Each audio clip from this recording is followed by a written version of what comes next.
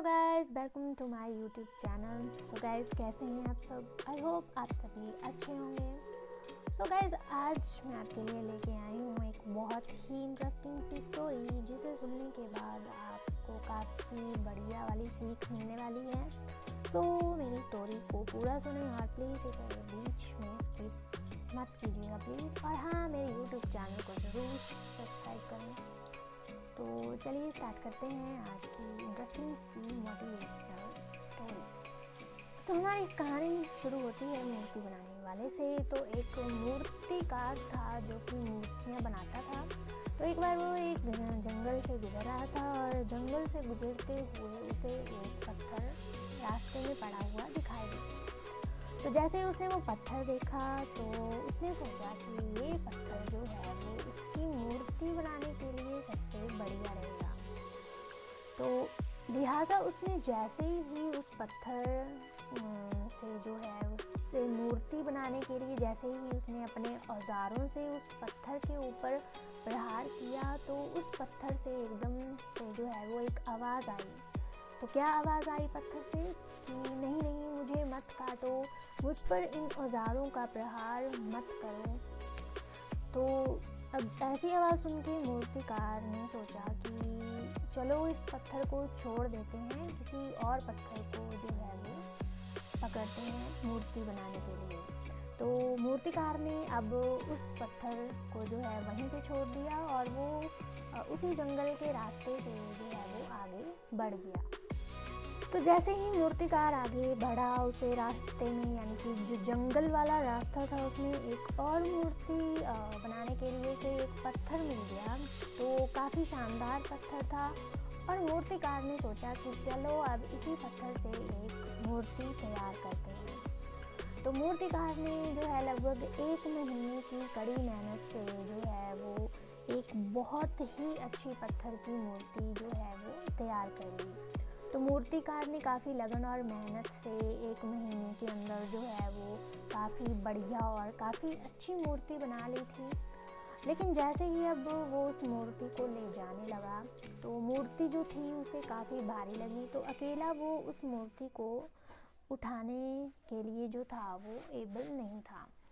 तो अब उस मूर्ति को उठाने के लिए मूर्तिकार ने सोचा कि क्यों ना पास के गांव से कुछ 4-5 लोगों को बुला लिया जाए उस मूर्ति को उठाने के लिए। तो उस मूर्तिकार ने अब क्या किया कि 4-5 लोगों को बुलाने के लिए वो उस पास वाले गांव में चला गया। तो मूर्तिकार जो है वो पास वाले गांव में जब गया तो लोगों ने उससे जो है वो आग्रह करना शुरू कर दिया कि वो उनके लिए एक बहुत ही अच्छी मूर्ति बनाए। तो इस पर मूर्तिकार ने कहा कि मूर्ति तो पहले से ही तैयार है और वो जंगल में पड़ी हुई है, बस मुझे कुछ लोगों की जो है सहायता चाहिए इस मूर्ति को गांव में लाने के लिए। तो लोग जो थे वो झट से तैयार हो गए। 3-4-5 लोग जो थे वो चले गए जंगल की तरफ और उस मूर्तिकार के साथ वो वाली जो मूर्ति उसने बनाई थी जंगल में उसे उठा के सम्मान के साथ जो है वो लेकर आ गए और धूमधाम से उन्होंने उस मूर्ति को मंदिर में स्थापित कर दिया। तो जैसे मूर्तिकार जाने लगा तो गांव वाले लोगों ने उससे एक और आग्रह किया कि उन्होंने कहा कि हमें मंदिर में एक और पत्थर की ज़रूरत है जिस पे वो नारियल फोड़ सके। तो नारियल फोड़ने के लिए एक और पत्थर की ज़रूरत थी और मूर्तिकार को तब उस पत्थर की याद आ गई जिसे वो जंगल में छोड़ के आ गया था। तो जंगल में उसने कौन सा पत्थर छोड़ा था जिसने आवाज़ की थी कि नहीं, मुझ पे प्रहार मत करो। ओके, तो उस पत्थर जो था वो मना कर दिया था प्रहार करने के लिए। तो उस मूर्तिकार ने उसे वहीं छोड़ दिया था। तो अब मूर्तिकार को याद आ गई कि चलो उसी पत्थर के पास दोबारा से जाते हैं और उसे ही जंगल से उठा के लेके आ जाते हैं। तो इस पर वो फिर से गांव वालों के साथ गया और उस पत्थर को उठा के वो दोबारा से मंदिर में लेके आ गए। किस चीज़ के लिए? नारियल फोड़ने के लिए। तो अब उस जंगल में पड़े हुए पत्थर को सारे लोग उठा के मंदिर के बाहर जो है उसकी स्थापना कर दी ताकि वो उस पर आसानी से नारियल फोड़ सकें। तो एक बार पत्थर ने उस मूर्ति से पूछा कि हम दोनों तो एक ही जगह पर मिले थे, जंगल में, लेकिन फिर भी लोग तुम्हारी पूजा क्यों करते हैं और मुझे सिर्फ नारियल फोड़ने के लिए ही क्यों उपयोग करते हैं। तो बदले में जो मूर्ति थी उसने बहुत ही सुंदर जवाब दिया। तो उस मूर्ति ने कहा कि अगर उस दिन तुम मना नहीं करते कि नहीं, मुझे छोड़ दो, मुझ पे इन औजारों से प्रहार मत करो, अगर तुम ये नहीं कहते और अगर तुम मूर्तिकार का पहला प्रहार जो है वो सहन कर लेते, तो आज मेरी जगह यहाँ पर तुम्हारी स्थापना हुई होती। तो इस पर जो है वो पत्थर की मूर्ति जिस पे नारियल फोड़ते थे, उसको जो है वो बहुत पछतावा हुआ अपनी गलती पे। तो बहुत पछतावा हुआ उसको, बहुत ज़्यादा। तो इस कहानी को सुन के हमें क्या सीख मिलती है कि जब हमारे सामने मुश्किलें आती हैं, बहुत सारी आपकी लाइफ में भी आती हैं, सबकी लाइफ में जो है वो प्रॉब्लम्स आती हैं।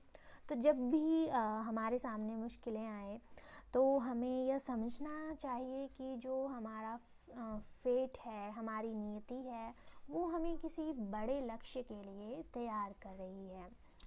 और ऐसी परिस्थिति हो जब हमारे सामने बहुत सारी प्रॉब्लम्स एक साथ आ जाएं, तो हमें जो है वो एकदम से हार नहीं माननी चाहिए और पेशेंस के साथ, धैर्य के साथ जो है काम लेते हुए हमें आगे बढ़ जाना चाहिए अपनी लाइफ में। और थोड़ी बहुत परेशानियों से हमें जो है वो घबराना नहीं चाहिए, क्योंकि अगर आप यानी कि हम लोग घबराते हैं तो हाथ आया जो भी हमारे सुनहरे अवसर होते हैं हम उनको गंवा देते हैं। और अगर वो सारे मतलब अच्छे अच्छे जो आपके अवसर हैं वो चले जाए, अच्छी अपॉर्चुनिटी आप लोग लॉस कर देते हो, तो ज़िंदगी भर के लिए हम सिर्फ उसके ऊपर जो है वो सिर्फ पछता ही सकते हैं।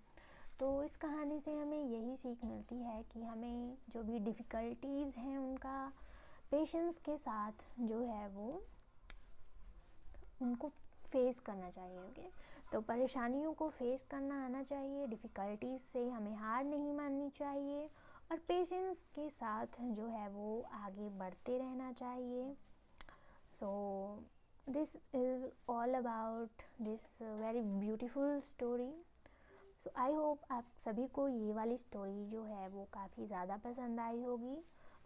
और आपको पसंद आ गई हो मेरी स्टोरी तो एक लाइक ज़रूर कर दीजिएगा, और साथ ही साथ अगर आप मेरे चैनल पे नए हैं तो प्लीज़ मेरे चैनल को सब्सक्राइब कर दें। Thank you, see you in next video.